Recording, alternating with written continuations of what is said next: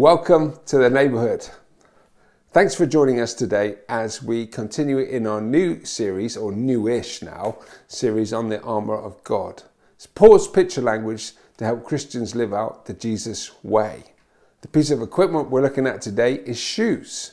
And in Ephesians chapter 6 and verse 15, Paul talks about shoes. He says, and I'm looking at a sheet here, it says, feet fitted with the readiness that comes from the gospel of peace. Feet fitted with the readiness that comes from the gospel of peace. We're going to drill down, work out what that means. When I think of a uniform, or when I'm thinking of armour, I don't really think about shoes.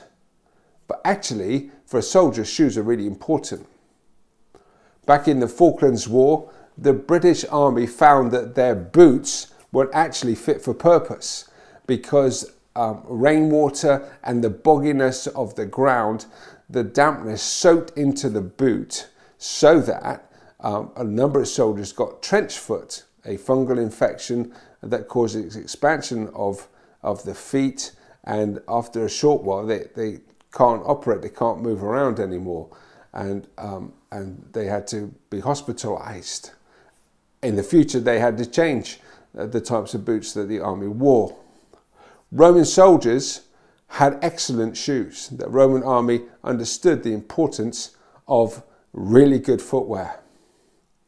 And it needed to be really good on a number of levels, and I've picked out three.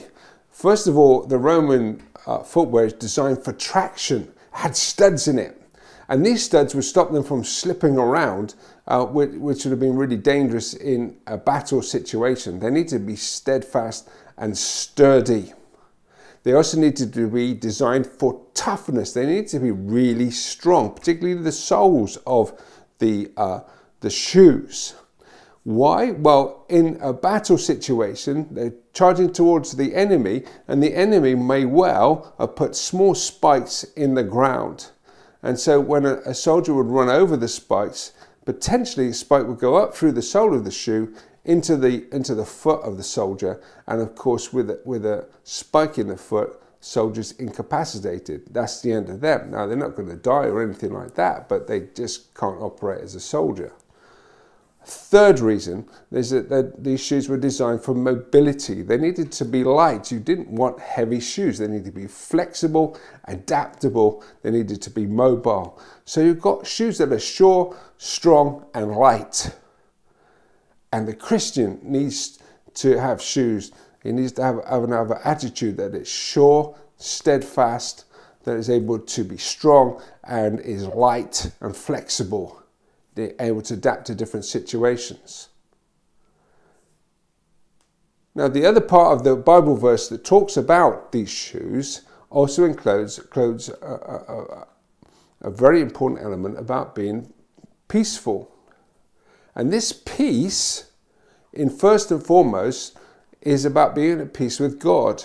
And then it's how is this peace outworked?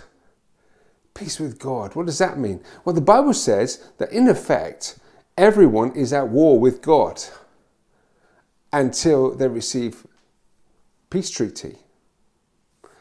War with God. What does that mean? And why would anybody be at war with God? Well, just think about it for a moment. Think of any situation where you feel, oh, my life's not going right. Things aren't going according to my plan. These aren't what I hope for my future. All those kind of thoughts. It's, oh, God's not being fair to me. God's not doing what I wanted. And you're angry with God. I can remember long ago when I was a medic, often people, when they were really badly hurt, would be crying out to God, and they're angry and they're swearing and using swear words and all sorts of stuff about being angry with God. And that's how we are. It's our human nature. Romans chapter 5, another letter of Paul's, is fantastic about this reality and how we can have and know that peace. Romans chapter 5 verse 1 says this, and I'm reading it directly from the Bible here. Since we have been justified through faith, we have peace with God through Jesus Christ. Last week we spoke on justification, just as if I never sinned. It's fantastic. But basically it means that we're at peace with God because God has given us his peace through Jesus. Jesus died for us on a cross. He rose again.